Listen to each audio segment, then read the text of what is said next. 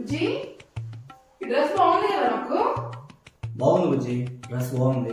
Face కూడా చాలా glow వచ్చింది బుజ్జి. నాది వచ్చింది బుజ్జి, గ్లో వచ్చింది. మధ్య చాలా స్లిమ్ అయ్యా. అయ్యావు, స్లిమ్ అయ్యావు. నా హెయిర్ కూడా పొడవైంది. ఇక్కడ ఒకసారి ఇది అప్పడవు. ఎన్ని అబద్ధాలు ఆడారు నువ్వు? ఎన్ని అబద్ధాలు ఆడారు? ఇందాక నుంచి అబద్ధాలు ఆడిస్తూనే ఉన్నావు కదా నన్ను. అబ్బా, ఇడ్లీలు ఏంటి అంత తెల్లగా ఉన్నాయి? నేనే తెల్లగా ఉంటానే లైట్ గా బట్టలు సోడా వేసాను. కాస్ట్లీ బట్టలు వేసుకుంటే కానీ కాస్ట్లీ ఫేస్ కాదనమాట నీది. పనోడి గెటప్ లో ఎంత నేచురల్ గా ఉన్నారా నువ్వు. నీ మొహం మీద కాకిరెట్టయ్యా. అకార్డింగ్ టు యూ ఎవరు గెలుస్తారనుకుంటారు సార్? నేను అనుకున్నవన్నీ జరిగితే నేను సీఎం కావాలని కోరుకుంటా గానీ వాడు గెలవాలి వీడు గెలవాలని ఎందుకు కోరుకుంటానయా? పోయి పని చూసుకో. అకార్డింగ్ టు యూ బుజ్జి నీ కొత్త కారు ఇప్పుడే వాడే తీసుకెళ్ళారు. నా కాదు ఎందుకు బుజ్జి? ఏం లేదు, కొత్త కారు కదా, ఫీచర్స్ ఎలా ఉన్నాయో చూద్దామని తీసుకెళ్ళా.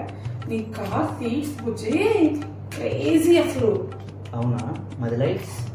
లైట్సా హై బీమ్ అయితే పిచ్చెక్కి చేసింది. కాకపోతే బుజ్జి వీటికన్నా ఇంప్రెసివ్ ఫీచర్ ఏంటో తెలుసా నీకు? ఎయిర్ బ్యాగ్ ఇట్లా ఇట్లా బయటకు వచ్చేసింది. ఇట్లా గుద్దిన నా కార్ని. నా తప్పేం లేదు, నేను మాత్రం చక్కగానే పోతున్నా. కాకపోతే మన ఇంటి ముందున్న పోలు ఇప్పుడు బండి తీసుకొని పోతున్నాం, దెబ్బ తాకితే ఏదో తొందరపడి ఒక మాట నా బాధపడ. పర్వాలేదు సార్, మీరు అనేవాళ్ళు మేము పడేవాళ్ళం. దేవుడు గాని అరా చెప్పినా. ఏమండి తొందరగా రెడీ అవ్వండి, కూరగాయల మార్కెట్కి వెళ్ళి కూరగాయలు తెచ్చుకుందాం. అది గుడిదాన్ని ఏం చేద్దాం? గుడ్డలన్నా పక్కింట్లో వదిలేసి వెళ్దాం. ఒక పని చెయ్యి, నువ్వు పడ్డది కూరగాయలకి వెళ్ళండి, నన్ను పక్కింట్లో వదిలేసి వెళ్ళండి.